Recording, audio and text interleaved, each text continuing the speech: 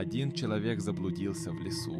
Он долго блуждал и в конце концов в сумерках натолкнулся на хижину.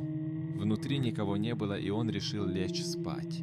Но он долго не мог заснуть, потому что на стенах висели портреты каких-то людей.